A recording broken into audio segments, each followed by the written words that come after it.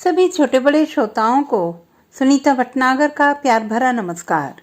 Audio stories के हमारे channel कहानी जगत में आप सभी का स्वागत है।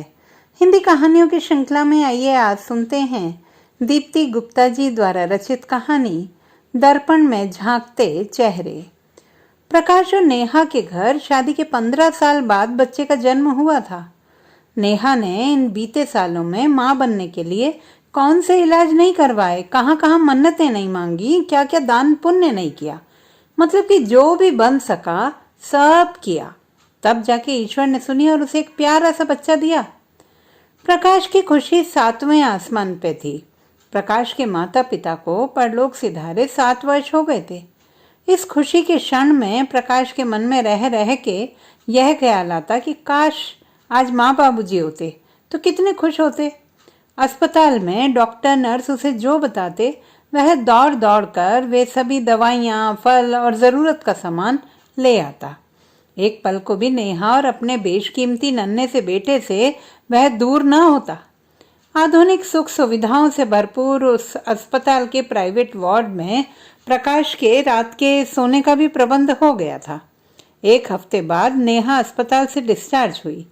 घर में उसके खास दोस्त सुधीर और उसकी पत्नी किरण ने नेहा और नन्हे मुन्ने मेहमान के स्वागत की जोरदार तैयारी कर रखी थी।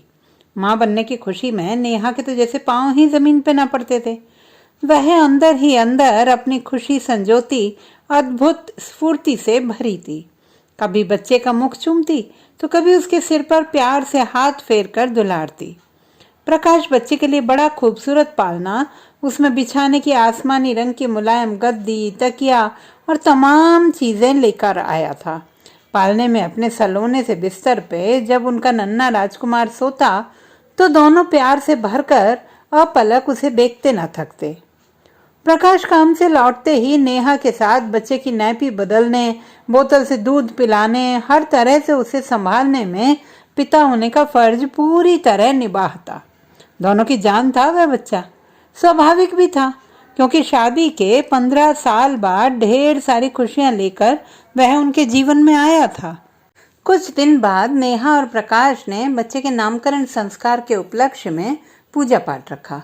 उनके निकट संबंधी और मित्रगण सभी आयोजन में शामिल हुए और ढेरों आशीर्वादों, शुभकामनाओं और रौनक के बीच पूजा पाठ संपन्न हुआ। बच्चे का नाम अनुभव रखना तय हुआ। प्यार से वे उसे अनु पुकारते।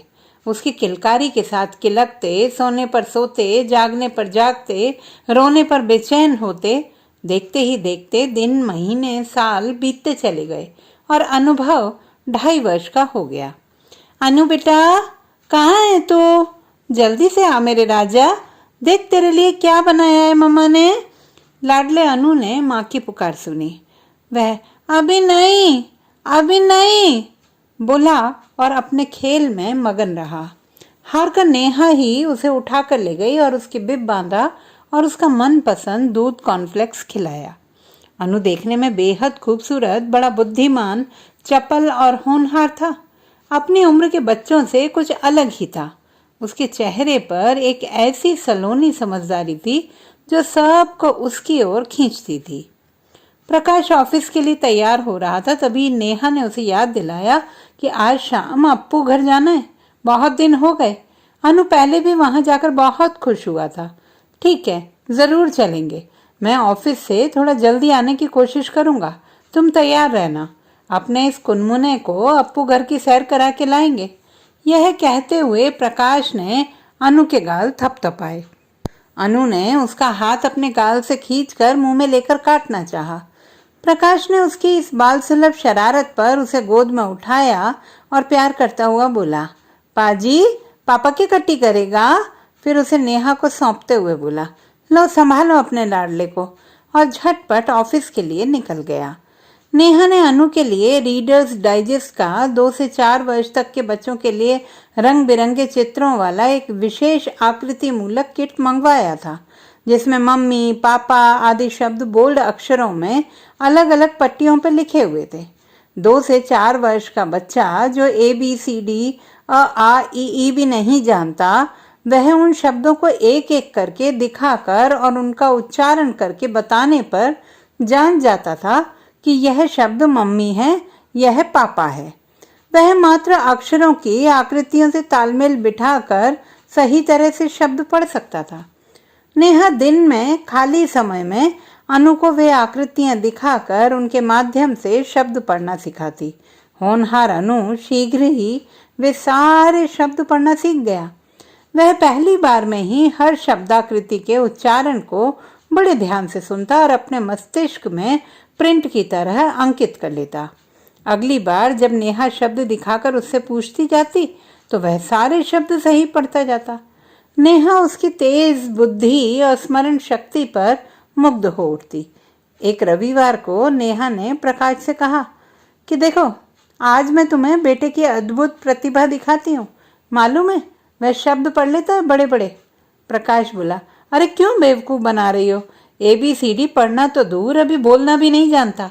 तुम कहती हो कि ये बड़े बड़े शब्द पढ़ लेता है। नेहा कुछ जवाब देने के बजाय डाइजेस्ट का किट निकाल लाई। उसने papa, father, mother, cat, book, apple, balloon, woman, house आदि सभी शब्द एक एक करके अनु को दिखाए और वह उन्हें सही सही पढ़ता गया। माँ बेटे का यह करतब देखकर प्रकाश हैरान रह गया। वह मान गया कि बनाने वाले ने अक्ल का अच्छा इस्तेमाल किया है और सफल प्रयोग की शब्द आकृतियां हैं। जो नाम उस आकृति को हम देंगे, बच्चा उसे उसी नाम से उन्हें पुकारेगा। बाद में वर्णमाला सीखने पर वह उन शब्दों को स्वयं पढ़ भी सकेगा। वाह नेहा, तुमने यह किट मंगाकर पहली बार अपनी अक्ल का सही प्रयोग किया है। नेहा को छेड़ता हुआ प्रकाश बोला। नेहा आंखें तरेड़ती हुई बोली, हाँ हाँ, मुझे पता था तुम यही इनाम दोगे, और हंसकर अनु को प्यार से गले लगाकर चूमने लगी। हर वर्ष अनुभव का जन्मदिन नेहा और प्रकाश उत्सव की तरह मनाते। सुबह से दान दक्षिणा, हवन, पूजा पाठ के बाद वे अनाथाश्रम और पास की बस्ती में जरूरत की चीजें अनु के हाथ से दिलवाते। शाम को मित्रों और उनके बच्चों के साथ पार्टी का आयोजन होता। अनुभव खूब खुश सबके बीच में खिला खिला फिरता। सबके जाने के बाद फुर्सत में अनुभव को वे दोनों एक एक करके सारे उपहार खोल कर दिखाते और संभाल कर रखते जाते। इस तरह हंसी खुशी में सारा दिन कैसे निकल जाता पता ही न चलता। अनुभव की चाल ढाल, उठना बैठना कुछ अलग ही था। वह अपने उम्र की बच्चों की तरह चंचल नहीं था, बल्कि अधिक समझदार और चिंतनशील था।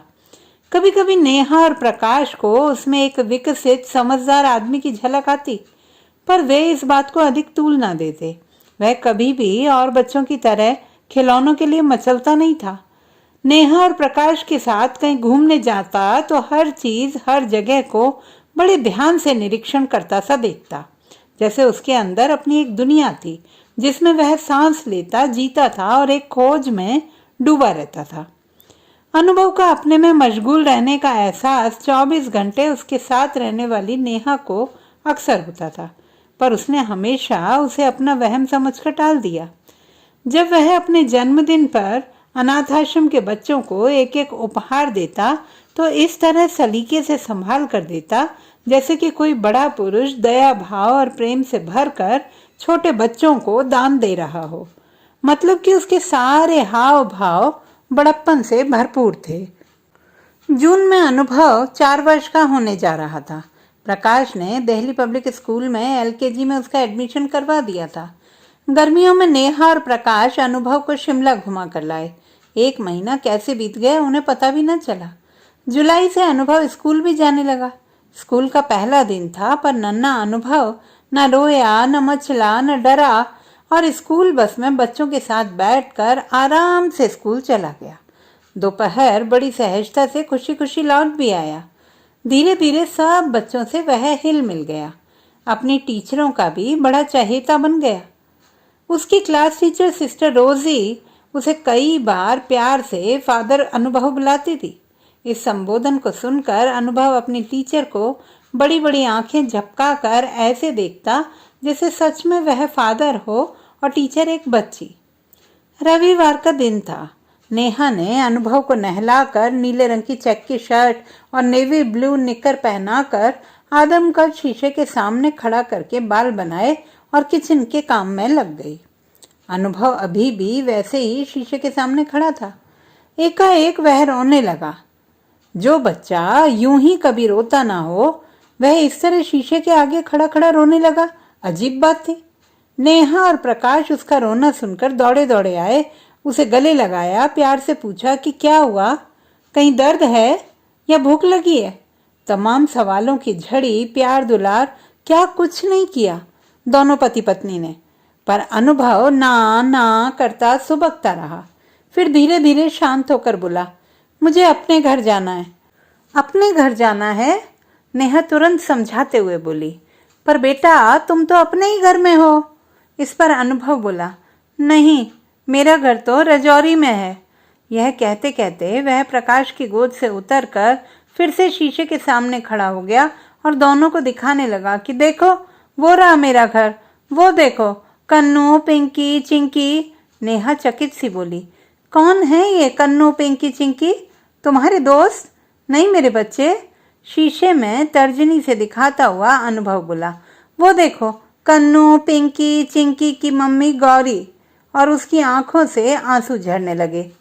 नेहा और प्रकाश को यह सुनकर पहले तो हंसी आई कि 4 साल का बच्चा कैसी बातें कर रहा है, लेकिन जब उसकी जिद नहीं थमी तो उन्होंने उसे शांत करने के लिए कहा, ठीक है, कल चलेंगे, अब तुम चुप हो जाओ। इस आश्वासन पर अनुभव चुप हो गया। उसके बाद सारे दिन वह पहले की तरह नॉर्मल रहा। खाया पिया, सोया, प्रकाश के साथ खेला, रात को टीवी पर कार्टून फिल्म देखी और 9 बजते बजते गहरी नींद में सो गया। सुबह रोज की तरह तैयार होकर स्कूल गया। स्कूल में उस दिन वह अपनी क्लास के एक बच्चे से बोला, तुम्हारे बच्चे कहाँ रहते हैं?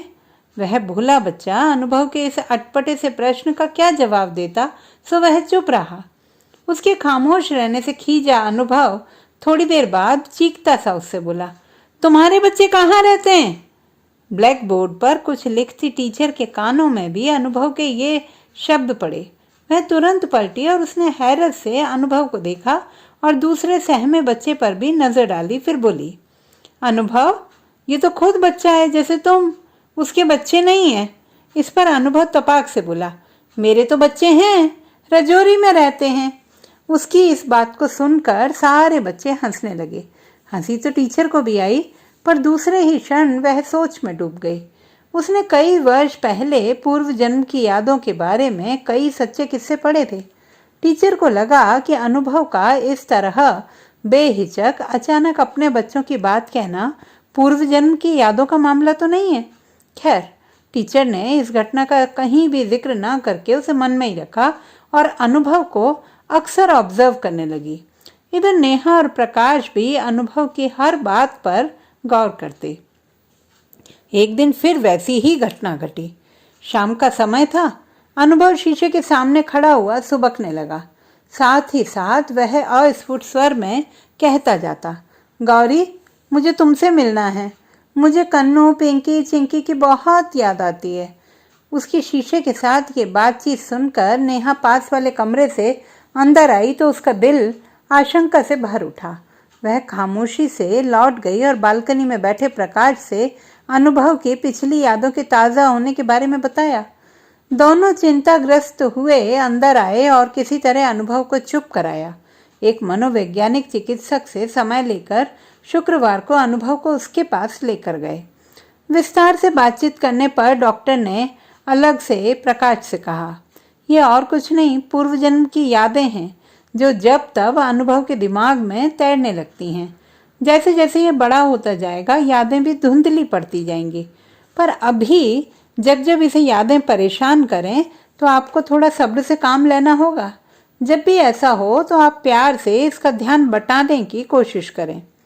नेहा और प्रकाश सोच में डूबे घर लौटे। रात में कई बार नेहा की नींद खुली। प्रकाश भी करवटें बदलता देर में सो पाया। नेहा के दिल में तो ये डर घर कर गया कि यदि अनुभव को पिछले जन्म की यादें इतने स्पष्ट रूप से आती रहीं, यहाँ तक कि उन लोगों के नाम तक भी उसे नहीं भूले हैं, तो कहीं हम अनुभव को खो न दें। अगर वह नहीं भूला तो क्या होगा, वगैरह वगैरह।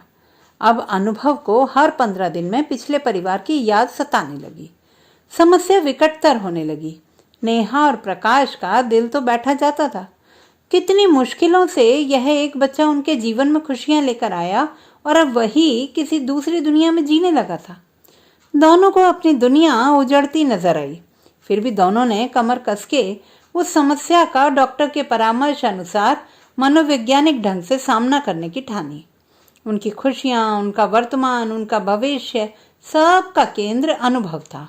वही अनुभव उनकी आंखों का तारा पर 15 दिन में रो रो कर हंगामा खड़ा करने लगा था। फरवरी की गुलाबी सर्दी थी। खुला दिन था। अनुभव स्कूल से आकर खाना खाकर सोया हुआ था। नेहा आराम कुर्सी पर बैठी पत्रिका पढ़ रही थी। घड़ी में 4 बजे थे। अनु नींद पूरी होने पर उठ गया था। उसके उठते ही नेहा ने पत्रिका उठाकर रख दी और अनु को गोद में बैठाकर चुमकारने लगी। मेरा बेटा क्या खाएगा? पेस्ट्री खाएगा? पापा लेकर आए हैं तुम्हारे लिए। पेस्ट्री के नाम से नींद की सुस्ती से धीरे धीरे उबरता अनु हौले से मुस्कुराया और बोला, पेस्ट्री चाहिए अनु को। नेहा उसे गोदी से उतार कर रसोई से पेस्ट्री लेने चली गई। साथ ही उसने अपने लिए चाय भी बनने रख दी। वह ट्रे में चाय का सामान लगा ही रही थी कि उसे अनु के रोने की आवाज़ आई। नेहा का दिल धड़क उठा। उसका दिल कांपा कि कहीं यह फिर पिछली यादों का झमेला तो नहीं है। वह तुरंत गैस बंद करके कमरे में पहुंची तो जिसकी आशंका थी वही बात हुई। अनु शीशे के सामने खड़ा किसी से बात करता रोता जाता था। नेहा ने डॉक्टर की हिदायत याद करते हुए, उसका ध्यान बटाते हुए तमाम खिलौने, तस्वीरों की सुंदर सुंदर किताबें उसे दिखानी शुरू की। म्यूजिक लगाया। टीवी पर टॉम एंड जेरी की कार्टून फिल्म लगाई, पर अनु शीशे में से झांकते चेहरों से अस्पष्ट सी बातें करता सुबकता खड़ा रहा। 1 घंटा हो गया। नेहा भी परेशान हो गई। किसी भी तरह अनु बहला ही नहीं।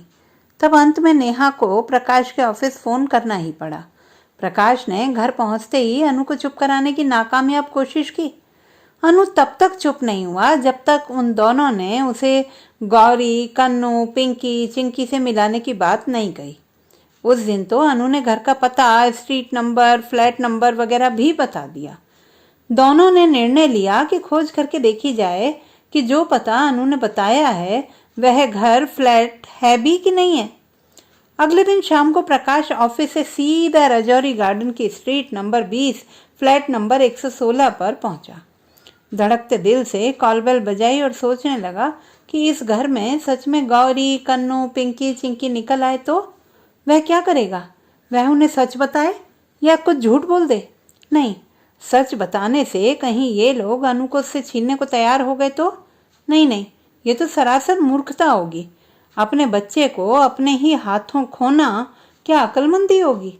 वह झूठ बोल देगा कि उसे लगा यहाँ उसके पुराने एक परिचित रहते हैं। वह गलती से इस फ्लैट पर आ गया और इस तरह वह इन लोगों के नाम वगैरह जानकर चला जाएगा। इतने में इस अंतर्द्वंद में डूबे प्रकाश के सामने एक महिला सकुचाई सी दरवाजे से झांकती हुई खड़ी थी। सफेद साड़ी में खड़ी उस सौम्य सी महिला ने प्रश्न सूचक दृष्टि से प्रकाश को देखते हुए कहा, जी आपने ही घंटी बजाई? प्रकाश असमंजस से उबरता हुआ बोला, जी मैंने ही। जी यहाँ गौरी रहती हैं क्या? न चाहते हुए भी प्रकाश की जुबान पर सच आ ही गया। अब वह भी मन ही मन तैयार हो गया कि बात घुमाने से अच्छा है कि सच बोलकर मामला एक तरफा किया जाए। वह महिला बोली, जी मैं ही गौरी हूँ। यह सुनते ही प्रकाश के मन पर हथौड़ा सा पड़ा। जी मैं आपसे कुछ ज़रूरी बात करना चाहता था। अगर आप थोड़ा समय दें तो हम बैठकर बातें कर सकते हैं। गौरी ने सिर से पांव तक एक गहरी नज़र डालते हुए इतना समझ लिया कि आदमी शरीफ है और कुछ सोच में डूबा परेशान सा भी है। सो उसने आश्वस्त होते हुए प्रकाश को ड्राइंग रूम में बैठाया। अंदर जाकर एक गिलास पानी लेकर आई और सामने कुर्सी पर बैठ गई।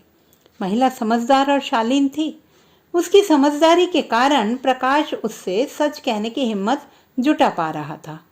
प्रकाश हिचकता सा बोला, आपके बच्चों के नाम कन्नू, पिंकी और चिंकी हैं?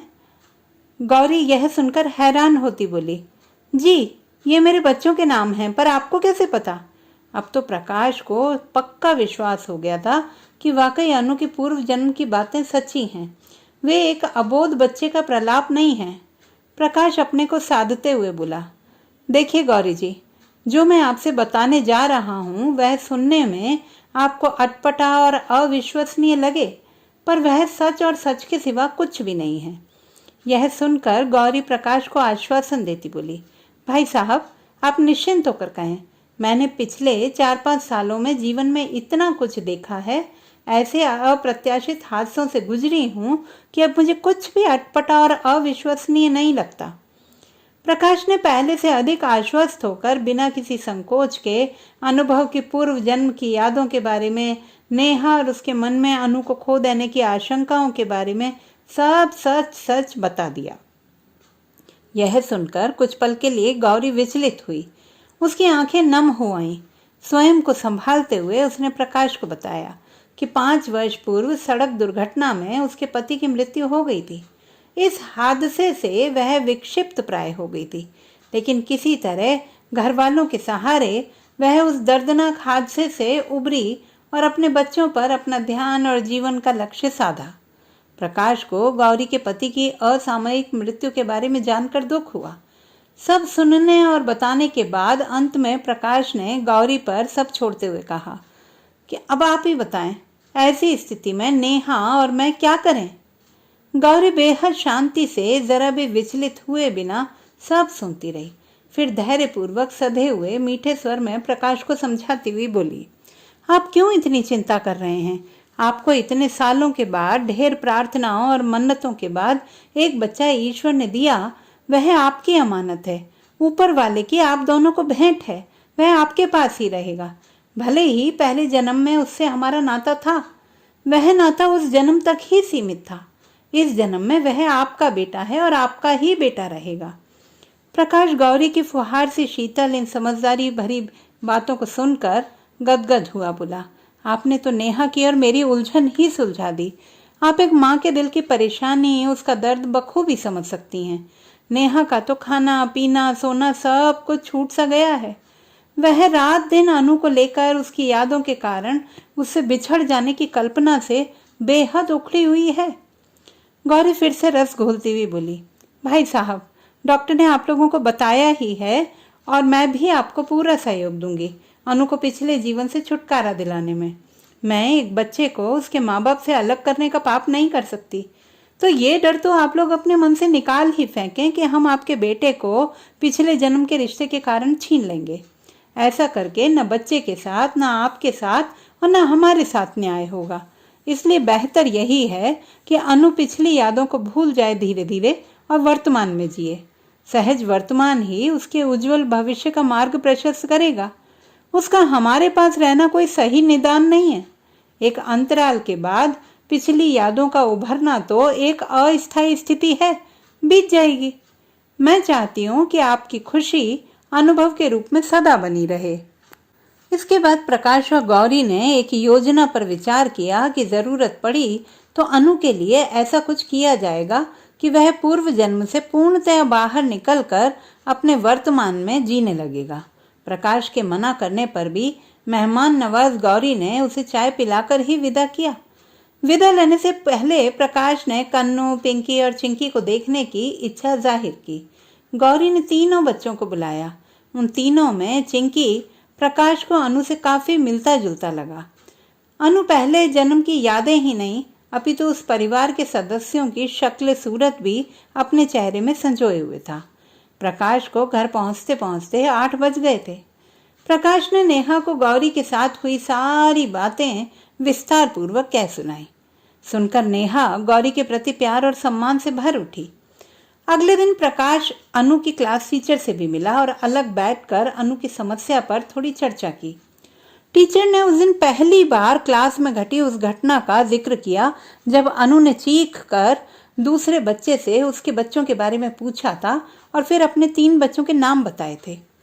प्रकाश ने टीचर से कहा कि अब यदि कभी अनु अपने अतीत के बारे में बात करे तो वह किसी और चीज में या खेल में अनु का ध्यान बटाएं और इस तरह उसे सहज बनाने में मदद करें। टीचर ने प्रकाश को पूरा आश्वासन दिया कि वह ऐसी स्थिति आने पर अनु को जरूर संभालेगी, क्योंकि वह भी अनुभव जैसे होनहार बच्चे को उसके आज से जोड़ना चाहती है। वर्तमान परिवार में अपने माता पिता का प्यार पाते हुए बचपन को बचपन की तरह जीते हुए सहजता से बड़ा होना अनु के स्वस्थ भावी जीवन के लिए अपेक्षित भी था। नेहा, प्रकाश, गौरी और टीचर अब अनु के सहज मनोवैज्ञानिक इलाज के लिए तैयार थे। 14 अप्रैल बैसाखी का दिन था। जगह जगह बैसाखी का जोर शोर था। प्रकाश की भी ऑफिस की छुट्टी थी। नेहा लंच लगाने जा ही रही थी कि अनु कमरे में दर्पण के सामने खड़ा गौरी, कन्नू, चिंकी, पिंकी से बातें करने लगा। जब तक उनकी झलक दर्पण में दिखती रही वह खुश रहा, पर जैसे ही उनकी छवियां ओझल होने लगी अनु जोर जोर से रोने लगा। नेहा और प्रकाश ने पहले तो अनु को समझाया कि रजौरी में गौरी, कन्नू, चिंकी, पिंकी नहीं रहते। फिर दोनों ने कहा, चलो हम अभी तुम्हें रजौरी लेकर चलते हैं और वहाँ कोई कन्नू, चिंकी, पिंकी, गौरी नहीं रहते। नेहा ने चुपचाप गौरी को फोन कर दिया कि अनु जिद पकड़े है और वे उसे लेकर वहां पहुंच रहे हैं। गौरी और तीनों बच्चों ने भी पूर्व निश्चित योजना के अनुसार सब इंतजाम कर लिया। जब नेहा और प्रकाश अनु के साथ रजौरी पहुंचे और गौरी के फ्लैट की कॉलबेल बजाई तो वहां गौरी की जगह एक दूसरा ही परिवार स्वागत के लिए तैयार मिला। उन अजनबी चेहरों को देखकर अनुभव खामोश रहा। फिर इस कमरे से उस कमरे में कुछ खोजता सा घूमता रहा। प्रकाश ने अनु को दुलारते हुए कहा, देखा बेटा, मैंने कहा था ना कि रजौरी में कोई गौरी, कन्नू, चिंकी, पिंकी नहीं रहते हैं। जी भर के तसल्ली कर लेने पर वह नेहा और प्रकाश से बोला, चलो मम्मी पापा अपने घर चलते हैं। नेहा और प्रकाश को अनु के मुंह से अपने घर चलते हैं यह सुनकर मन ही मन चैन पड़ा और उन्हें लगा कि अब अनु के दिलो दिमाग में यह बात धुंधली पड़ने लगेगी कि गौरी और बच्चे रजौरी में रहते हैं। बीतते दिनों के साथ अब अनु को गौरी, कन्नू, चिंकी, पिंकी के चेहरे कभी कभी दर्पण में दिखाई तो पड़ते, पर वह पहले की तरह रोता या मचलता नहीं था। उसके मन में ये बात घर कर गई थी कि रजौरी में कोई गौरी, कन्नू, चिंकी, पिंकी नहीं रहते। वह उनकी छवियों को सहजता से लेने लगा था और दर्पण के सामने से हट जाता था, क्योंकि उसके मस्तिष्क में वे अजनबी चेहरे उभरने लगते थे जो वह नेहा और प्रकाश के साथ रजौरी के घर में देखकर आया था। इस तरह जब जब गौरी, कन्नू, चिंकी, पिंकी के चेहरे दर्पण में से झांकते नजर आते तो उन्हें नए अजनबी चेहरे ढांप लेते। एक दिन नेहा ने देखा कि अनु स्कूल से लौटकर कपड़े बदलने के बाद दर्पण के सामने खड़ा कुछ हौले हौले बुदबुदाया। थोड़ी देर जैसे प्रतीक्षा करता खड़ा रहा। नेहा खामोशी से पर्दे के पीछे से उसकी प्रतिक्रिया देखती रही। शायद गौरी, कन्नू, चिंकी, पिंकी के चेहरे या तो दर्पण में उभरे नहीं थे या उभर कर तुरंत ओझल होने लगे थे, क्योंकि अनु हौले से मुस्कुराया और बोला, बाय बाय। पहले अस्फुट लघु वार्तालाप और फिर बिना रोए बाय बाय कहना संभवतः पिछली यादों से बाय बाय की सूचना थी, ऐसा नेहा को महसूस हुआ। नेहा ने खुशी से आंखें मूंद कर मन ही मन ईश्वर को नमन किया। दिल की गहराइयों में निःशब्द प्रार्थना करने लगी, हे ईश्वर, इसी तरह मेरे बेटे को धीरे धीरे पिछले जीवन से निकालकर पूर्णतः इस नए जीवन में ले आइए। वह हमारा बेटा बनकर जिए, यही उसके और हमारे लिए सुखकर और हितकर है। यह प्रार्थना करते करते नेहा कमरे में अनु के पीछे आकर खड़ी हो गई। दर्पण में सहसा मम्मी को देखकर अनु एकाएक खिल उठा और मम्मी मम्मी कहता नेहा की गोद में चढ़ गया। अनु, नेहा और प्रकाश के भरपूर प्यार के कारण वह अपनी पिछली यादों से दूर होता जा रहा था। वह जैसे जैसे बड़ा होता गया अतीत की यादों से बड़े ही स्वाभाविक ढंग से दूर होता गया। नेहा और प्रकाश के धैर्य और डॉक्टर की सलाह और सुविचारित योजना से अनुभव रफ्तार से अपने वर्तमान में जीता हुआ अपनी पढ़ाई और रचनात्मक क्रियाओं में मशगूल रहने लगा। उसमें आए सकारात्मक परिवर्तन से नेहा और प्रकाश के जीवन में फिर से सुख और सुकून का सुनहरा उजाला भरने लगा था। तो दोस्तों, ये थी हमारी आज की कहानी। आपको कैसी लगी कमेंट बॉक्स में लिखना ना भूलें। चैनल को सब्सक्राइब करें, लाइक करें और मित्रों के साथ शेयर करें।